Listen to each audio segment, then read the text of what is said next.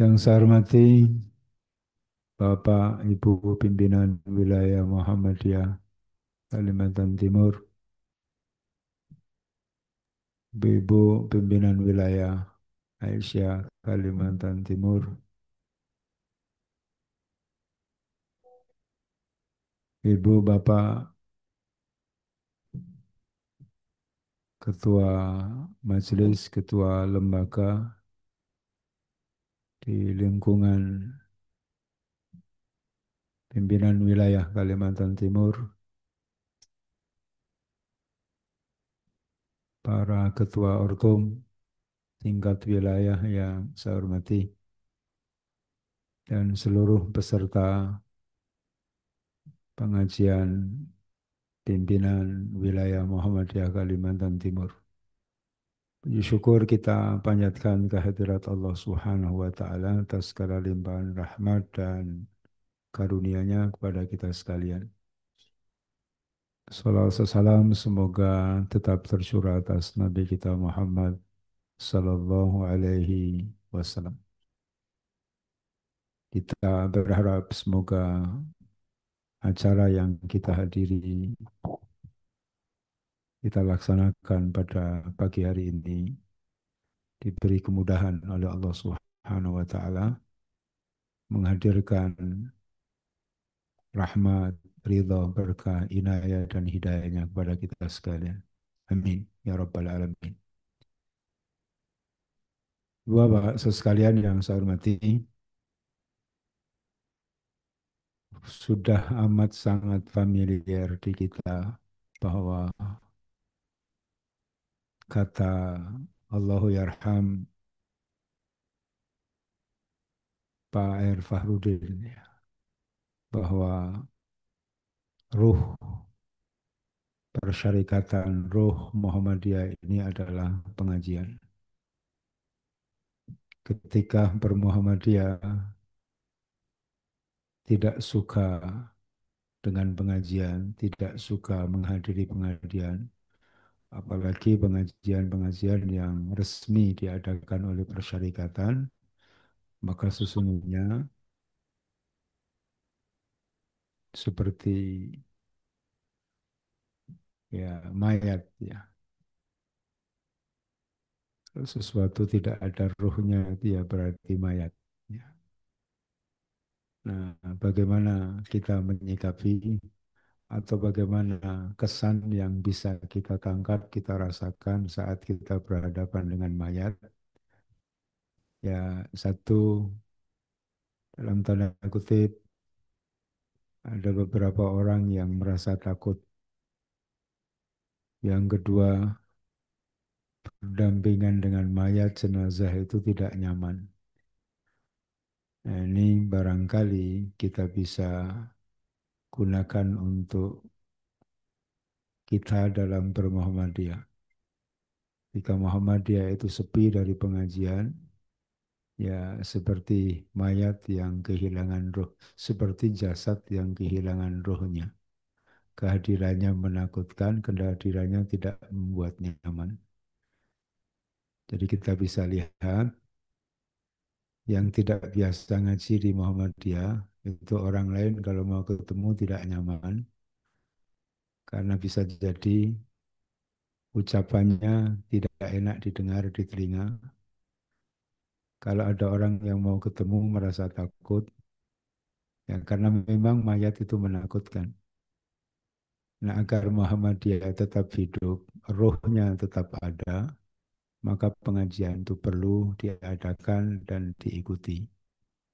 Dan agar benar-benar hidup, maka pengajian harus diikuti secara serius.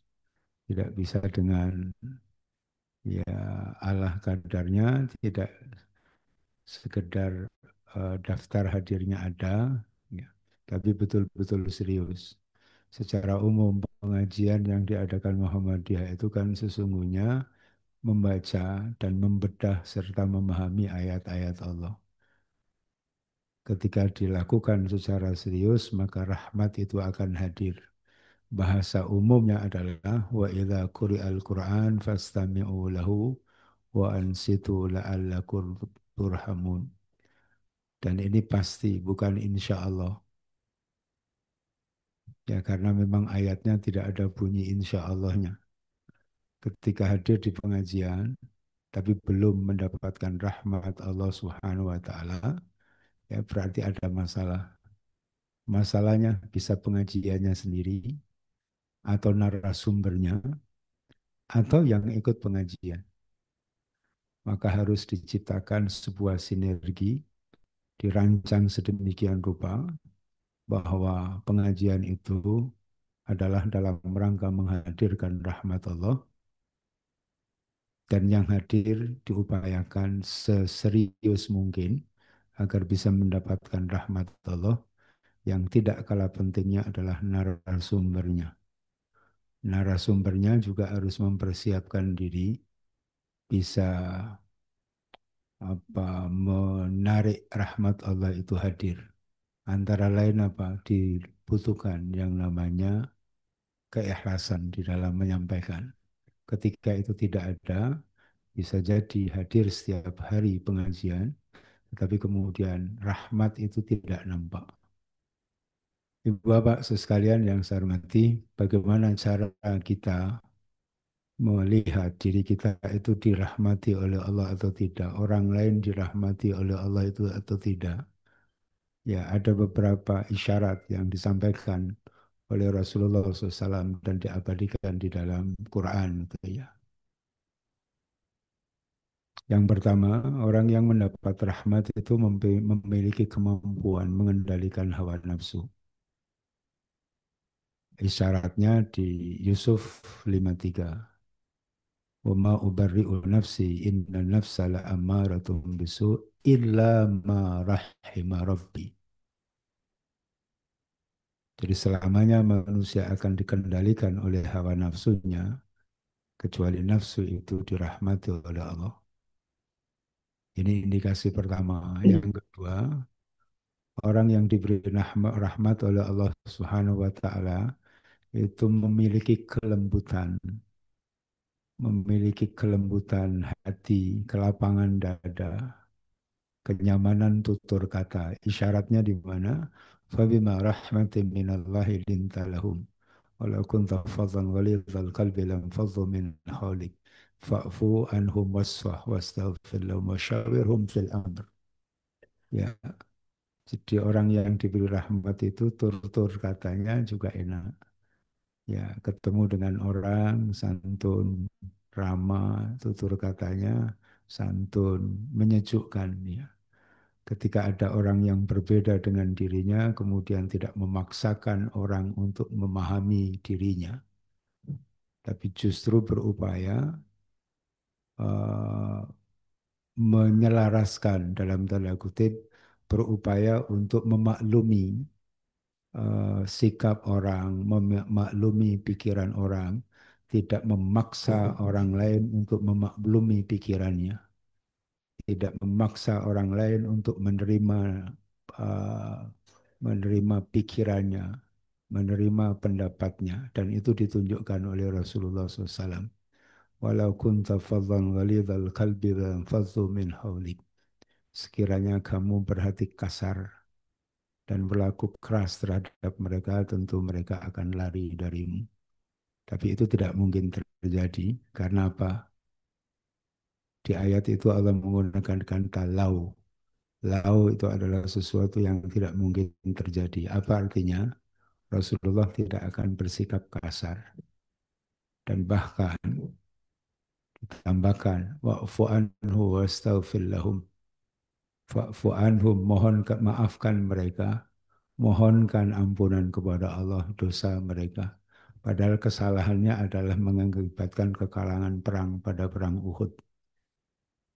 Jadi para sejarawan, jemaah Bapak Ibu sekalian, jika Muhammad saat itu menghukum para pasukan panah yang ditempatkan di Bukit Uhud, maka Muhammad tidak akan disalahkan oleh sejarah. Karena itu wajar untuk melampiaskan kemarahan. Orang kalah sepak bola saja, kipernya bisa dibunuh. Apalagi ini kakak kalah perang. Masih ingat kiper pemain Kolombia Andreas Escobar karena kesalahannya timnya kalah waktu Piala Dunia, mengakibatkan ada orang yang harus mengakhiri hidupnya, dibunuh. Bapak sekalian yang saya hormati, padahal kalah sepak bola, apalagi ini kalah perang.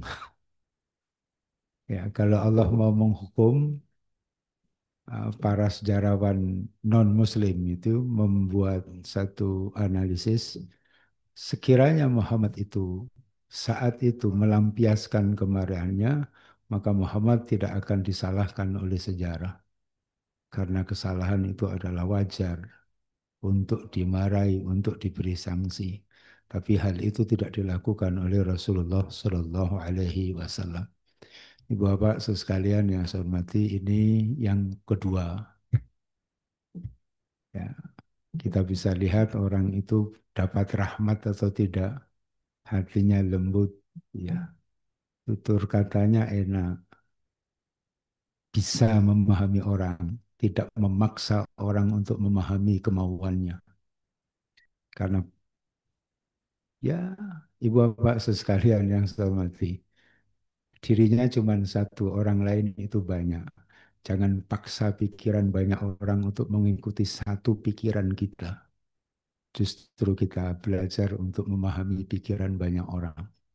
Dan itu ciri orang yang dapat rahmat. Yang ketiga, ibu bapak sekalian yang saya hormati, ciri orang yang dapat rahmat itu nggak suka ribut. Walau sya'a rabbuka laja'ala nas ummatan wahidah wa la yazaluna mukhtalifin illa illa man rahima rabbuk. Sekiranya Allah mau, Allah jadikan kalian itu umat yang satu. Wa la yazaluna mukhtalifin. Manusia itu senantiasa berselisih. Manusia itu senantiasa berbeda pendapat. Bahkan hal kecil yang tidak perlu diperdebatkan, diperdebatkan. Ya, ya maunya berselisih terus sama orang. Hal-hal yang kecil jadi besar, gitu ya. Nah, ciri yang dapat rahmat itu nggak suka berselisih. Wala yazaluna mukhtalifin. Manusia itu senantiasa berselisih, beda pendapat dengan yang lain. Illa marrahima rabbuk. Kecuali orang yang mendapat rahmat Tuhanmu. Jadi, Bapak Ibu sekalian, kalau kita ternyata suka berselisih dengan orang lain, jangan-jangan kita sedang jauh dari rahmat. Dan itu cirinya. Bapak sekalian yang saya hormati, ada banyak ciri yang lain orang yang mendapat rahmat. Dan cara mendapatkan rahmat antara lain adalah serius ketika baca Quran, serius ketika Quran itu dijelaskan, serius ketika hadir di pengajian. Tidak asik dengan kegiatannya sendiri. Jadi kalau sering hadir di pengajian, tapi rahmat itu belum diraih, jangan-jangan seperti tiga hal yang saya sampaikan. Pengajiannya masalah, yang hadir bermasalah, narasumbernya juga bermasalah. Kalau mau menghadirkan rahmat, maka harus ada chemistry ketiga-tiganya. Dan saya kira pengajian pimpinan yang kita sudah sepakati sebulan sekali, dan pada pagi hari ini adalah sosialisasi sistem pembinaan anggota Muhammadiyah. Ya, dalam rangka itu agar Muhammadiyah ini jangan menjadi mayat, persyarikatan jangan jadi jenazah, membuat orang tidak nyaman ketika masuk di dalamnya, membuat orang ketakutan ketika masuk di dalamnya. Dan itu bisa jadi kenapa di beberapa tempat ada saja persoalan-persoalan yang sesungguhnya itu bisa diminimalisir. Sekali lagi, atas nama pimpinan wilayah Muhammadiyah Kalimantan Timur, meminta dan memohon kita semua yang ada di jajaran pimpinan, baik pimpinan harian, majelis, lembaga, ortum, untuk bisa memanfaatkan media-media pengajian dalam rangka menghidupkan pribadi kita, menghidupkan hati dan pikiran kita, dan menghidupkan persyarikatan kita. Sehingga ketika orang dekat dengan kita merasa nyaman, tidak merasa kebauan, tidak merasa takut. Karena mayat itu kan antara lain membuat orang takut, dan yang kedua orang tidak merasa tidak nyaman. Sekali lagi, Bapak sekalian yang saya hormati, mohon pengajian pagi hari ini bisa diikuti dengan baik, dan semoga ini menjadi panduan kita di tingkat pimpinan untuk kemudian di breakdown di tingkat yang lebih di tingkat bawahnya masing-masing. Semoga gerakan ini masif dan membuat kita di Muhammadiyah itu merasa nyaman. Kepada Dr. Agus selaku narasumber pada pagi hari ini, kami ucapkan banyak terima kasih. Demikian Ibu, Bapak sekalian yang saya hormati. Terima kasih atas segala perhatian. Mohon maaf bila ada hal yang kurang berkenan. Semoga bermanfaat untuk pribadi, keluarga, dan masyarakat sekitar kita. Sembari terus berharap semoga hari-hari yang kita lalui ke depan semakin mengantarkan kita menjadi pribadi yang lebih baik, mulia di hadapan Allah, terhormat di hadapan sesama manusia, dan Allah berkenan mengakhiri usia kita semua kelak dalam keadaan husnul khatimah, dan berkenan pula mempertemukan kita kembali, keluarga besar kita semua, di surganya nanti. Amin. Ya Rabbal Alamin. Bersatu hati, berjuang dengan gembira, meraih ridha Allah, bertemu kembali di surganya. Amin. Ya Rabbal Alamin. Nasru minallah fathun qarib. Wa basyiril mu'minin. Assalamualaikum warahmatullahi wabarakatuh.